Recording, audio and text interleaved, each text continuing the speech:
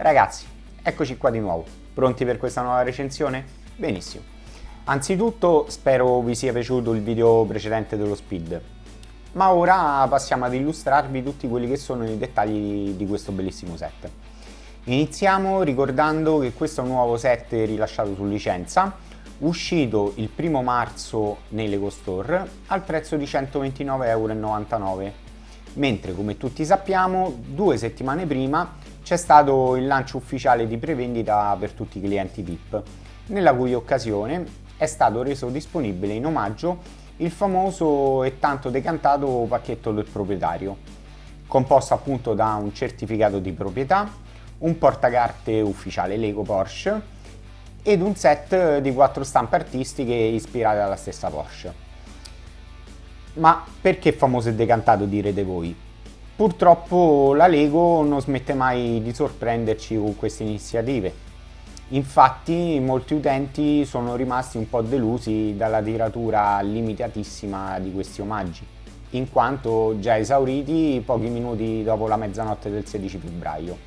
E non solo. Anche chi pensava di essere riuscito nell'intento alla fine si è visto recapitare solo il set senza omaggio. Indipendentemente da questo, comunque Lego sa sempre come farsi perdonare dai propri utenti e credo che in quel periodo abbia regalato un bel po' di punti VIP a mezzo mondo. Diciamo comunque tutto sommato è un'ottima consolazione. Bene, iniziamo come di consueto nel vedere più da vicino i dettagli del box. Il set è il numero 10295 ed è composto da 1458 pezzi. E come ormai siamo abituati con tutti i set 18+, la confezione è completamente a sfondo nero. Nella parte frontale vediamo l'immagine della versione turbo, mentre il retro della confezione è sempre sullo stesso stile, ma con l'immagine della versione targa, più alcune immagini di confronto tra le due versioni, nonché le misure delle stesse, che sono 35 cm di larghezza e 10 cm di altezza. All'interno della confezione si trovano 11 buste numerate dalla 1 alla 10, più un'altra busta contenente i pneumatici e gli elementi trasparenti del parabrezza e ovviamente il libretto di istruzioni. Da notare che non sono presenti adesivi, il che vuol dire che tutti gli elementi decorativi sono stampati. Ora, passiamo al manuale di istruzioni. Composto da 268 pagine, la grafica della copertina appare molto semplice, ma comunque visivamente stuzzicante, con il confronto tra le due vetture. Mi piace molto, vi devo dire la verità, anche questa foto ripresa dall'alto. All'interno ci sono 4 pagine di materiale introduttivo sulle due versioni della Porsche, più una quinta che contiene le informazioni sul dietro le quinte del master design Lego Mike Psiaki.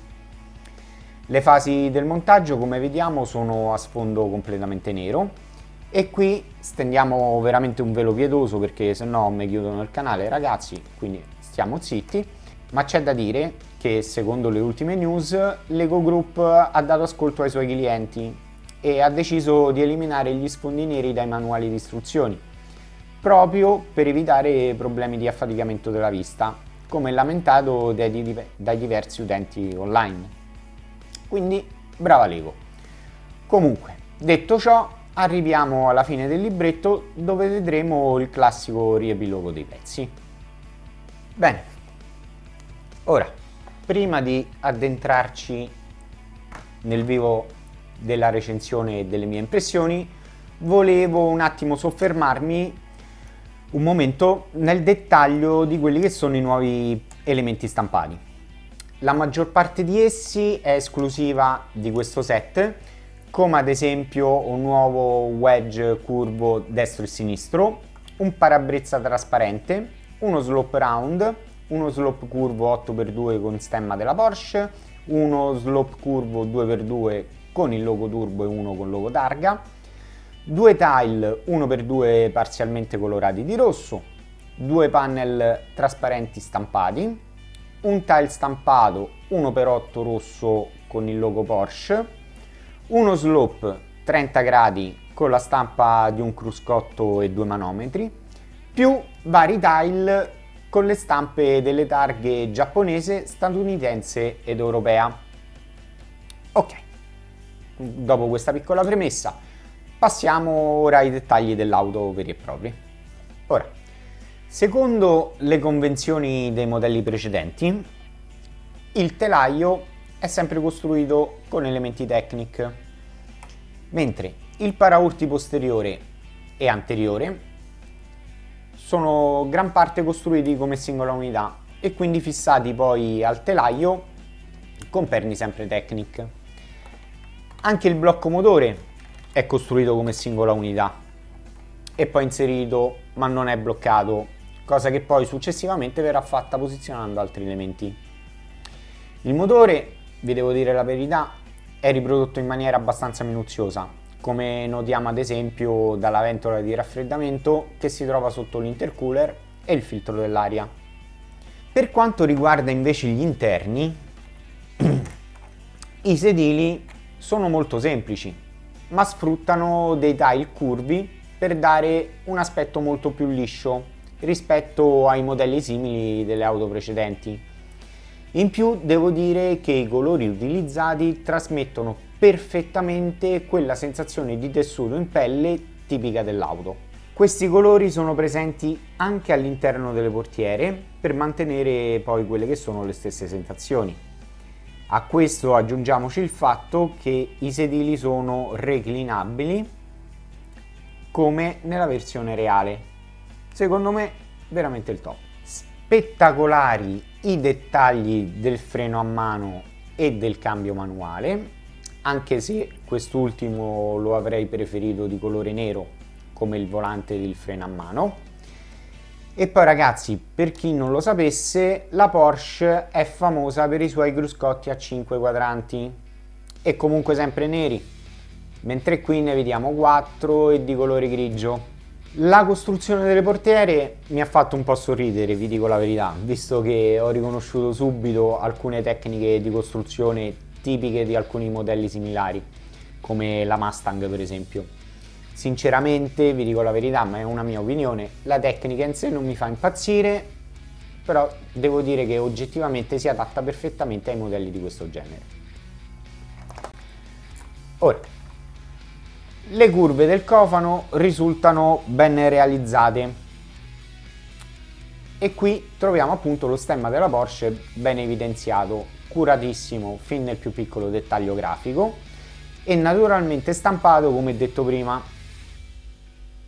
Una volta completata risalta all'occhio la splendida forma aerodinamica del modello, messa in luce già a partire dal cofano, dove l'occhio si sofferma sulla sua delicata curvatura che elegantemente si collega dal paraurti al tetto. L'iconico look risplende grazie anche a quello che è il realismo dei fari distintivi della 911 e delle luci di segnalazione sul posteriore. Meravigliose le strisce nere definite che decorano il davanti e che assomigliano molto alle strisce dell'auto originale. E per quanto riguarda l'asse posteriore della carrozzeria, esso si aggancia direttamente al telaio. A prima vista risulta un po' fragile, ma in realtà vi posso dire che è abbastanza resistente e garantito. Possiamo notare un enorme spoiler che contraddistingue questa versione veramente incredibile e le linee sono molto realistiche, mentre la griglia, che rappresenta il sistema di ventilazione, anche se non risulta parzialmente incassata come nella versione reale, è comunque abbastanza gradevole esteticamente. Per finire, la parte posteriore è leggermente più appiattita rispetto alla versione degli anni 70-80, ma sono dettagli minimali.